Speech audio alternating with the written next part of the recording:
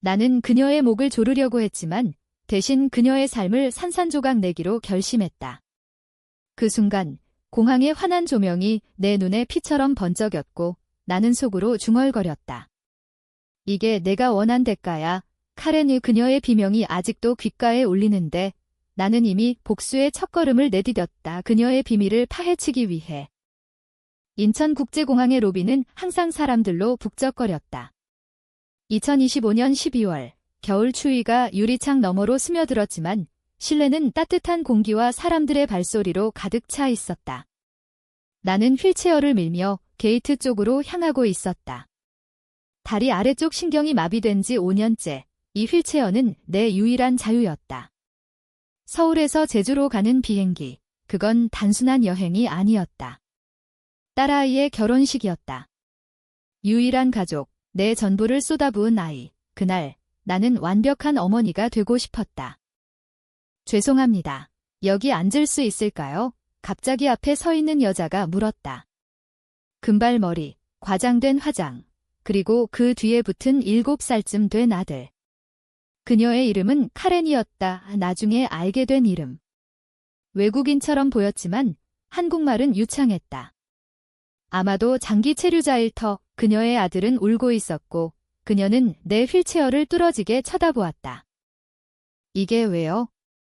제가 앉아야 할 자리예요. 그녀의 목소리가 날카로웠다. 나는 당황했다. 공항 직원이 배정해준 휠체어 대기 공간이었다. 이건 제 휠체어예요.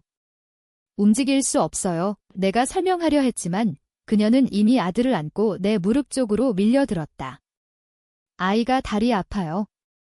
잠깐만요. 제발. 당신은 앉아 있잖아요. 그 순간 그녀의 손이 내 휠체어 손잡이를 잡았다.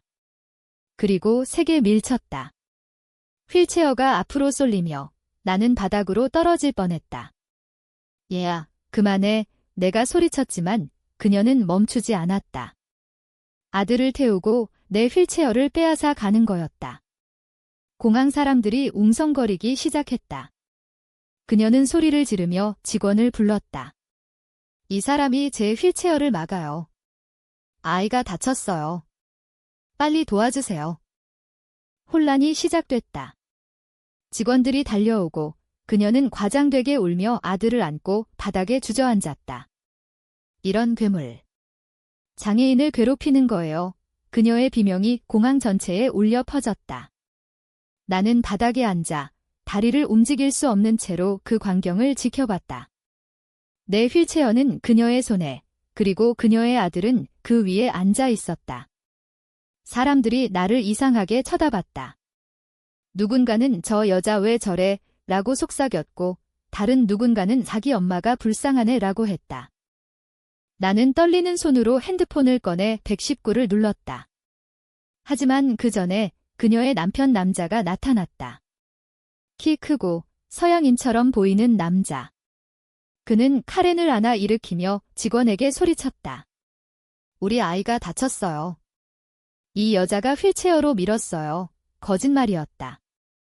완전한 거짓말. 하지만 증인들은 그녀의 눈물을 믿었다.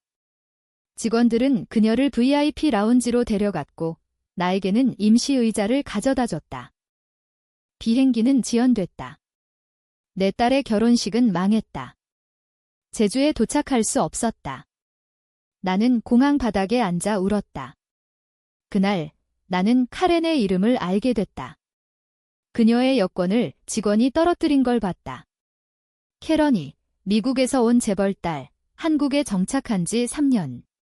그녀의 SNS를 검색해보니 완벽한 삶이었다. 사치스러운 인스타그램, 명품 사진들. 하지만 그 뒤에 숨겨진 건? 아직 몰랐다. 집으로 돌아온 나는 며칠 동안 침대에 누워 있었다. 다리는 여전했지만 마음은 산산조각 났다. 딸의 결혼식 사진을 보니 빈자리가 너무 컸다. 엄마, 왜 안 왔어? 딸의 메시지. 나는 답하지 못했다. 대신 카렌의 얼굴이 떠올랐다. 그 이기적인 눈빛, 아들을 핑계로 한 그 악랄함. 나는 복수를 결심했다. 단순한 고소가 아니었다. 그녀의 삶을 무너뜨릴, 그녀가 느꼈을래 고통만큼의 고통을. 먼저 나는 변호사를 고용했다. 공항 CCTV를 확보했다. 영상 속에서 카렌이 내 휠체어를 빼앗는 장면이 선명했다. 소송을 제기했다. 휠체어 도난 및 명예훼손 하지만 그건 시작일 뿐. 나는 그녀의 삶을 파헤치기 시작했다. SNS를 뒤지고 공공기록을 검색했다. 카렌 리는 한국에서 결혼 이민자로, 남편은 한국 기업 임원. 아들은 특별한 질병이 있었다. ADHD와 함께 경미한 장애. 그녀의 포스트들엔 내 아들을 위한 싸움기라는 캡션이 가득했다. 그녀는 피해자 코스프레를 즐기는 여자였다. 밤마다 나는 그녀의 프로필을 스토킹했다. 그녀의 일상, 친구들, 비밀. 그러다 발견했다. 그녀의 남편, 김태준 씨, 그는 한국 대기업의 마케팅 팀장. 하지만 그의 이메일이 유출된 자료에서 회사 비리를 은폐한 흔적이 있었다. 카렌은 그걸 알면서도 침묵했다. 돈 때문이었다. 나는 그 단서를 쥐고 익명으로 회사에 제보했다. 작은 불씨였다. 하지만 불길은 점점 커질 터. 복수의 맛은 달콤했다. 처음엔 카렌의 남편 회사에 제보한 지 일주일 후 뉴스가 터졌다. 대기업 마케팅 팀장, 뇌물수수 의혹, 김태준의 이름이 헤드라인에 실렸다. 나는 TV를 보며 미소 지었다. 카렌의 SNS는 침묵했다. 그녀의 팔로워들은 언니, 괜찮아 라고 댓글을 달았지만 답은 없었다. 나는 더 깊이 파고들었다. 변호사를 통해 공항소송을 진행하며 그녀의 과거를 조사했다. 카렌은 미국에서 자란 한국계 혼혈. 아버지는 유명 로펌 변호사, 어머니는 사회운동가. 하지만 그녀의 삶은 완벽하지 않았다. 대학 시절, 동아리 사건으로 친구를 배신한 기록. 그녀는 항상 피해자를 가장했다. 익명 증언이 쏟아졌다. 나는 그걸 모아서 온라인 커뮤니티에 올렸다. 카렌 리, 공항 사건의 진실 제목으로. 반응은 폭발적이었다. 맘카페, 트위터, 인스타. 저런 여자 또 나왔네? 장애인 차별이야. 여론이 그녀를 향했다. 카렌은 반격했다. 라이브 방송에서 울며 말했다. 저는 아이를 지키려 했을 뿐이에요. 그 여자가 먼저 밀었어요. 하지만 CCTV가 공개되자 그녀의 거짓이 드러났다. 그녀의 팔로워는 반토막 났다. 스폰서들이 끊겼다. 그날 밤 나는 꿈을 꿨다. 공항에서 그녀가 내 다리를 밟는 꿈 깨어나 보니 땀이 흥건했다. 복수는 나를 변화시켰다. 거울 속 내 얼굴은 더 날카로워졌다. 딸에게 전화했다. 엄마, 이제 괜찮아. 응, 이제 싸울게. 하지만 속으로는 생각했다. 이 싸움은 나 혼자였다. 카렌의 다음 움직임은 예상치 못했다. 그녀가 내 집 앞에 나타난 거다. 아들을 데리고 눈물범벅으로. 미안해요, 언니. 오해였어요. 화해해요. 그녀의 목소리가 떨렸다. 아들은 장난감을 들고 서 있었다. 나는 문을 열었지만 마음은 차가웠다. 화해. 내가 내 삶을 망친 걸 어떡해. 그녀는 무릎 꿇었다. 제발, 남편 일 때문에. 우리 가족이 무너져요. 그 순간 동정심이 스쳤다. 그녀의 눈빛, 아들의 무표정한 얼굴. 하지만 나는 떠올렸다. 공항에서 내 딸의 결혼식을 놓친 그 고통. 늦었어, 내가 말했다. 문을 닫았다. 그 후 그녀는 사라졌다. 하지만 복수는 끝나지 않았다. 나는 그녀의 은행 기록을 해킹했다. 불법이었지만 프리랜서 해커를 고용했다. 그녀의 돈 출처는 남편의 비리에서 왔다. 나는 그 증거를 검찰에 보냈다. 김태준은 체포됐다. 뉴스에서 그의 얼굴이 보도됐다. 카렌은 인터뷰에서 배신당했어요 라고 울었다. 하지만 이번엔 아무도 믿지 않았다. 그녀의 삶은 무너지기 시작했다. 이혼 소송, 재정 파탄. 나는 지켜봤다. 매일 그녀의 SNS를. 그녀의 포스트는 점점 어두워졌다. 왜 나만 이렇게? 그러나 내 안의 어둠도 커졌다. 딸이 말했다. 엄마, 그만해. 너무 멀리 갔어. 나는 웃었다. 이게 공평이야. 하지만 밤에 나는 후회했다. 이 복수가 정말 나를 자유롭게 할까? 겨울이 깊어지던 1월, 카렌의 집이 압류됐다. 그녀는 임대 아파트로 쫓겨났다. 강남의 고급 빌라에서 이제는 동작동의 싸구려 원룸으로. 나는 그걸 알게 된 후 익명으로 꽃다발을 보냈다. 카드에 적힌 글씨, 공항에서의 추억을 잊지 마. 그녀의 반응은 SNS에 올라왔다. 누구야? 이 미친 새끼. 댓글은 웃음바다였다. 나는 더 잔인해졌다. 그녀의 아들 학교에 제보했다. 어머니의 과거 사건, 아이에게 영향, 학교는 상담을 제안했다. 카렌은 아들을 데리고 도망쳤다. 미국으로. 하지만 비자 문제로 발이 묶였다. 그녀의 아버지, 그 유명 변호사가 개입했다. 딸을 건드리지 마. 전화가 왔다. 하지만 나는 준비됐다. 그의 로펌 비리도 파헤쳤다. 세금 탈루, 클라이언트 배신. 미국 언론에 터뜨렸다. 카렌은 돌아왔다. 이번엔 나에게 직접 왔다. 카페에서 만났다. 그녀의 얼굴은 초췌했다. 왜 나한테 이렇게 해? 그날은 실수였어. 아들이 아팠어. 그녀의 눈에 눈물이 고였다. 나는 차를 마시며 말했다. 실수. 내 실수는 내 삶을 빼앗았어. 내 딸의 결혼식, 내 자유. 그녀는 고개를 저었다. 너도 어머니잖아. 이해해. 그 말에 가슴이 아팠다. 나도 어머니였다. 다리 마비된 후 딸을 키우며 얼마나 고생했는지. 하지만 그녀의 이기심이 내 모든 걸 앗아갔다. 이해. 내가 공항에서 날 봤을 때 이해했어. 나는 그녀의 손을 잡았다. 세계. 이게 내가 준 고통이야. 카페를 나선 후 나는 울었다. 복수는 중독이었다. 집에 돌아와 옛 사진을 봤다. 남편과 딸, 행복했던 시절. 남편은 사고로 죽었고 그 후 다리가. 카렌의 행동은 그 상처를 다시 찔렀다. 나는 심리상담사를 찾았다.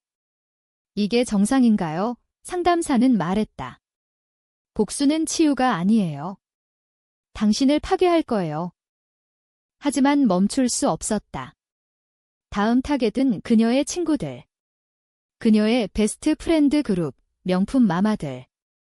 나는 그들 중 하나를 만났다. 카렌의 비밀 알아. 돈으로 입을 샀다. 그녀의 불륜 기록. 김태준과 이혼 후 그녀는 다른 남자와. 증거를 온라인에 뿌렸다. 스캔들이 터졌다. 카렌은 자살 시도를 했다. 병원 뉴스가 나왔다. 그 소식을 듣고 나는 공항으로 갔다. 그날의 게이트 앞에 서서 휠체어를 밀며 중얼거렸다. 이제 내 차례야. 하지만 기쁨은 없었다. 오히려 공허. 딸이 집을 방문했다. 엄마, 그 여자 때문에 내가 망가져. 그녀의 말에 나는 깨달았다. 복수는 그녀를 무너뜨렸지만 나도 함께. 2월, 카렌의 재판이 열렸다. 공항 사건과 연계된 민사소송. 나는 증인석에 앉아 그녀를 봤다. 그녀는 더 이상 그 화려한 여자가 아니었다. 창백한 얼굴, 헐거운 옷. 우 변호사는 피해자였다고 주장했지만 증거가 산더미였다. 판사는 나에게 말했다. 당신의 고통을 인정합니다. 승소했다. 배상금 5천만 원. 하지만 돈이 목적이 아니었다. 그녀의 눈빛, 패배한 그 눈빛이 복수였다. 재판 후 그녀가 나를 따라왔다.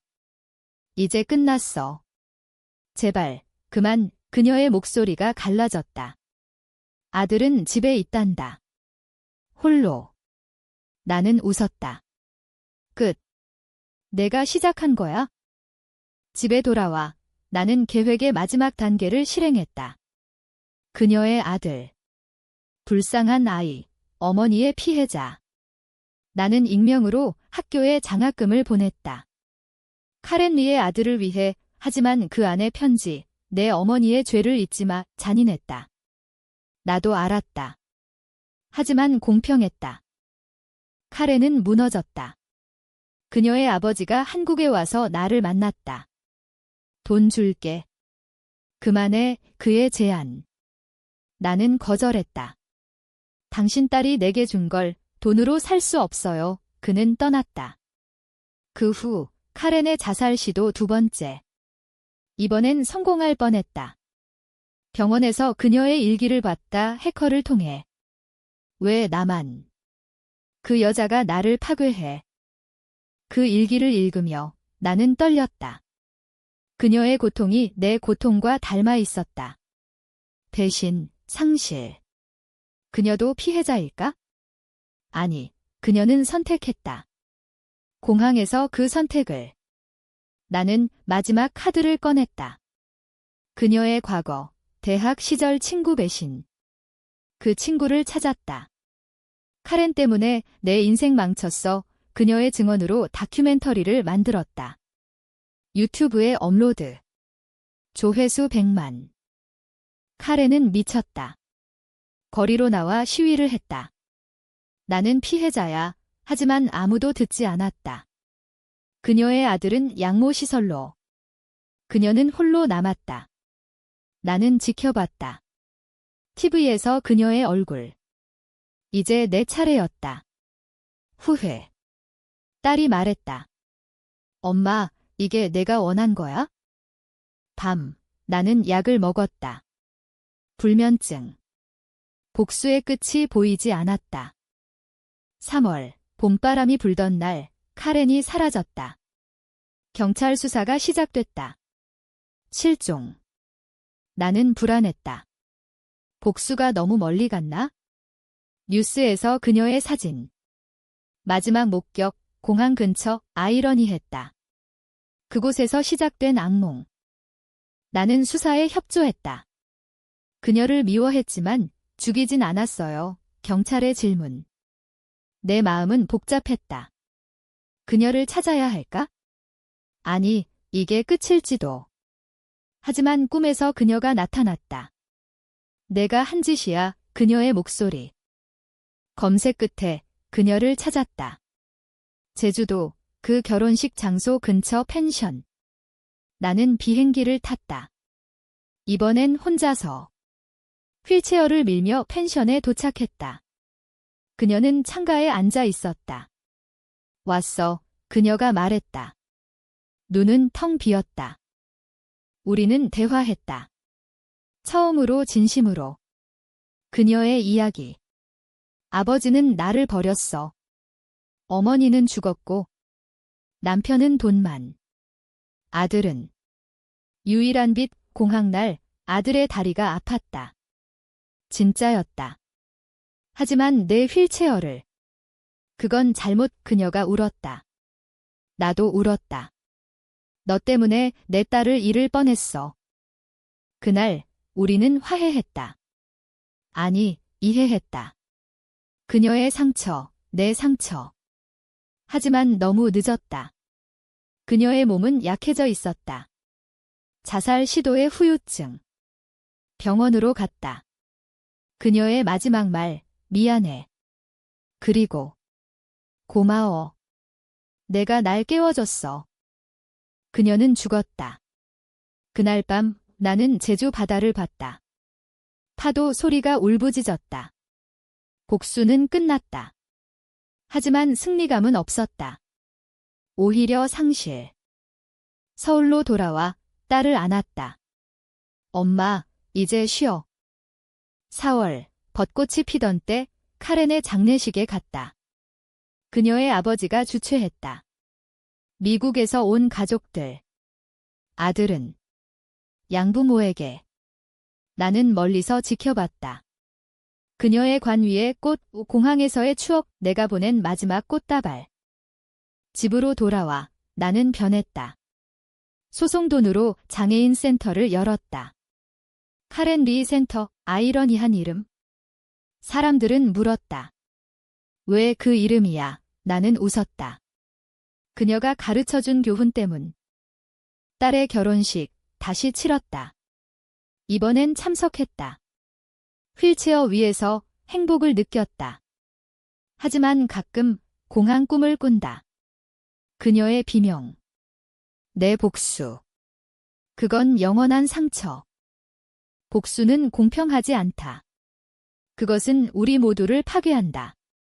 하지만 그 안에서 우리는 인간다움을 찾는다.